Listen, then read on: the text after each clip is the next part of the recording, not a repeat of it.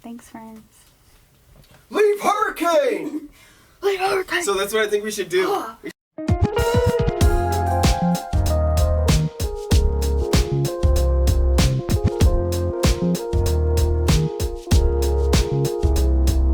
So today we're going to take a look at Super Punch Fighter, a board game that's heavily inspired by old school arcade games like Street Fighter. Super Punch Fighter has a lot of dimensions right off the bat to make it seem like it's going to be really daunting. There's a lot of cardboard cutouts, there's a lot of different cards, and it seems like it's going to be ridiculous, but within about 5 to 10 minutes we were able to figure the game out and play it effectively. The game consists of controlling your fighter, building up your cards from crazy combo attacks, throwing your friends off the map or even pushing them, and it usually ends with you gaining a huge point lead. The game even has achievements to help you towards winning more cards and to getting more stars. This game really nails the theme on the head 100%. It feels like you're playing an arcade game, that you have to push down different buttons and you can only have a certain amount pushed down, and we really enjoyed the game overall.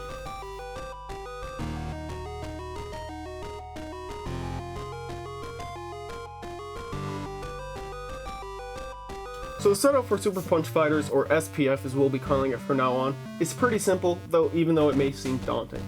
First you pick the first player and hand them the first player token. This is the most useless piece on the board, and you can swiftly throw it out as soon as you hand the first player the player token. After that, rotating clockwise around the table, everyone else will pick their fighter.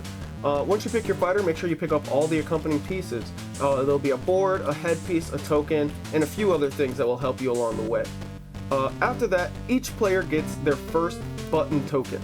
You get one of each, an A, a B, a C, and a D. These all have different effects. You exclude the wild card. No one gets a wild card right off the bat. You place these in front of you next to your character board. This will be described as the button board in the instructions if you ever need to look back and figure out what you gotta do. You will then take the rest of the button cards and shuffle them and place 5 of them to the side of the board. This will be in reach of each player so that they can draw from them if they need to. Lastly, you'll take the achievement cards and you'll shuffle them and place 4 randomly above the board so that every player can see them and read them accordingly. You can throw the rest of those in the box. SPF comes with this handy tool card. It tells you pretty much everything that you need to do on each turn in order. You make sure you follow this card in order and you don't do things out of line, otherwise you'll end up cheating and your friends will hate you and throw you off the board. The first step is revive. If your player token isn't currently on the board, you revive them and place them on the board next to one of the 3 spawn points. Step 2 is powering up. If you start your turn standing on a red or yellow square, you will then draw 1 or 2 cards accordingly. 2 cards for red, 1 card for yellow. You can draw cards from either the button pile, which are the 5 cards next to the board, the button deck, which will be the deck next to those buttons, or you can draw from your fighter cards. Any order or any combination. Now, step 3 is your action and unlimited action turn. We're going to take a little more time here to explain this a little fully because this is where you'll actually be doing things. Your actions are divided into 3 separate actions. Move 4 spaces, draw 2 cards, or launch a combo. Your unlimited actions are push a button, discard unpushed buttons, or continue a combo. So, let's go into depth on these a little bit more. Move 4 is pretty self-explanatory for your first action. Or you can draw 2.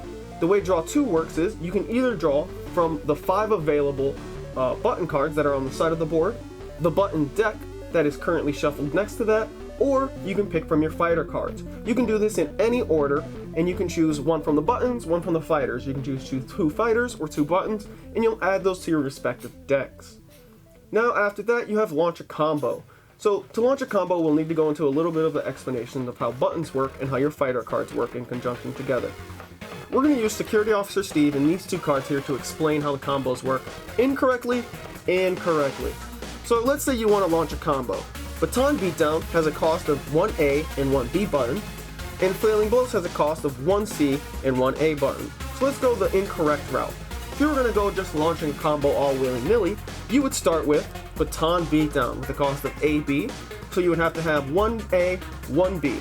And then you would go with Flailing Blows. You would have to have 1C and 1A, making the total cost of this combo 2 A's, 1C, and 1B.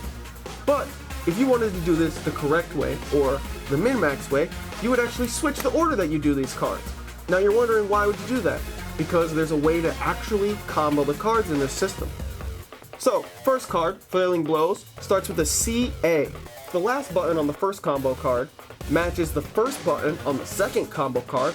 You don't have to push that button, so they overlap, making these two cards cost 1C, 1A, and 1B instead of 2 A's, 1C, and 1B.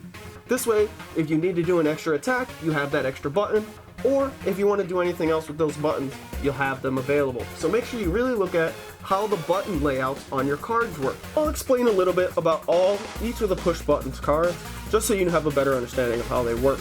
If you push A outside of trying to do it in a combo, you get a basic 1 range, 2 damage attack. Your B button can only be pushed when you're being targeted by an attack. So you can't push it any other time outside of that unless you are forming a combo. The C button, or charge, allows you to move 2 spaces. Hopefully it's self-explanatory enough where I don't have to explain how to move 2 pieces to you. D is draw a fighter card. Also one of the very self-explanatory cards, which lets you draw 1 combo card.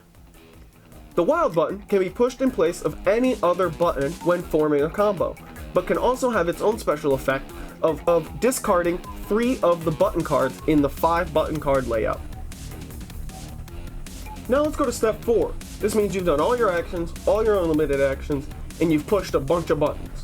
So, step 4 is unpush up to 4 buttons that you already have pushed, and basically get to save them. Any other push buttons go to step 5, and you must discard all pushed buttons that you were not able to unpush. This will happen usually around turn 4 or turn 5, once fighting really starts to pick up. You now know all the steps to take your turn in Super Punch Fighter. So now we're going to break down just the little intricacies in the ins and outs so you know how to play 100% as soon as you finish watching this video. The 5 buttons on the side can be pulled at any time whenever you need to draw a card, but must be refreshed whenever one is taken. The achievements that you have on top of the board can only be claimed 1 per turn, even if you achieve more than 1 per turn, so choose wisely. Lastly, all you need to know is how to win the game. You do this by gaining 9 stars. The first of 9 stars wins. You get stars in a bunch of variety of ways. By completing those achievements, you can get a star. Whenever you knock someone off the board, gain a star. Whenever you KO someone, get a star. But you also gain a star whenever you knock someone's health to a new color threshold. Each one of these color thresholds are broken up by a number of 4, so every 4 damage someone takes, you gain a star. T Swift's Swift Review. 3, 2, 1, start.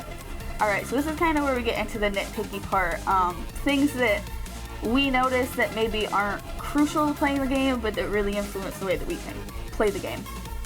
Firstly, we hate the box design. There are so many cardboard punch outs and different cards, and they give you no way to store it. There's even this cardboard insert inside of the box that makes it even harder to store the materials, and we just aren't really sure why they would build it like that with all the pieces accompanying this game. What were you thinking with this box design? It is atrocious. There is no space for anything at all. It's purposely meant to hinder putting everything in the box at one time. In addition to that, the characters, you keep your score on a dial, and the dial is really loose. So we found that it's easy for it to slip, and maybe you're actually higher or lower in life, or higher and lower in your stars, and people wouldn't necessarily know because even just putting it down can change it. So we wish those were a little tighter. The B button cards are your blocking system, but for some characters, it's their only means of not taking damage, which means it's the only means of not allowing your teammates to score. But once you push the button, it can't be unpushed until the end of your next turn, which means if you're a fighter that uses a lot of Bs for your combos, you're not going to be fighting very often. But luckily, those kind of characters tend to have a few defensive cards that can play by themselves. The one thing you must watch out for on Super Punch Fighter is make sure you have enough table space for all the boards and all the pieces that you're going to be having around the table. We played 3 players on a 2x3 coffee table, and we were pretty much at max capacity for the rest of the game, even when we had our button boards as little as 4 cards. So the last big issue we had with the game is that you can't lose stars. Once you have them, you're good. Even if you go completely out of lives, you're kicked off the board, you keep your stars. This makes it nearly impossible for someone to catch up to you, and for certain players like Con Queso, who can easily get 5 stars in a single turn, there's no coming back. You can't really beat. So we kind of came up with our own hard level that we invented, and it's every time you get kicked off the board, every time you go completely to 0, you lose your stars, or lose a star. That's not in the rules. That's something we kind of adapted to try to make the game go a little longer, but that's what we would suggest doing if you also had the same issue with that. The game is amazing. There hasn't been a game, we've said before, that has ever hit a theme so on the head as this game does. You definitely feel like you're doing combos you're playing a normal Street Fighter game with your friends on the old arcade system. As far as the characters, I think that there's a really diverse group. There are 6 different characters, which does kind of limit the amount of people that you can play with. However, since it's literally just Brooke, Rob, and I, that's not a problem we ever really face. All the characters are very different. I think we've played 3 or 4 times now, and we've all played different characters every single time. There are some players that have no defense cards at all, so you kind of have to rely on your buttons. But aside from that, I thought I really liked the diversity of the characters and their abilities that they were able to give you. One of my favorite characters is Business Lizard, and his whole shtick is that he's kind of underhanded and dirty. So his cards let you do kind of underhanded and dirty things, from stealing cards and using other people's cards, to lowering somebody's button threshold from 10 to 8 for the rest of the game. That's it. The rest of the game, you take 2 buttons away from somebody forever. That's a big hindrance in a game where you need as many buttons as possible so you can have the largest combos as possible, especially when it depends on who you're playing. I also played Con Queso, who was a more up-close, very offensive fighter, and she was throwing people left and right, but also had huge combos that let her lead up to getting up to 5 points in a single turn. It's kind of easy to run away with it. So another thing is that we realized that it's better if you build up your cards for the first 2 or 3 turns and then start going really hard, because before then there's not really a challenge. You don't really have enough of attack cards built up to do combos. You don't have enough button cards built up to complete those combos either. So really taking the first 2 or 3 rounds to build up your cards will go a long way in ensuring your victory in this game. For now, for our final review. This game has been teen approved by Brooke herself. It plays 1 to 6 players and is age recommended at about 14 up, which we definitely agree with. It definitely fits its theme if fighting games are your style and you want to get into something that you can do on a board game.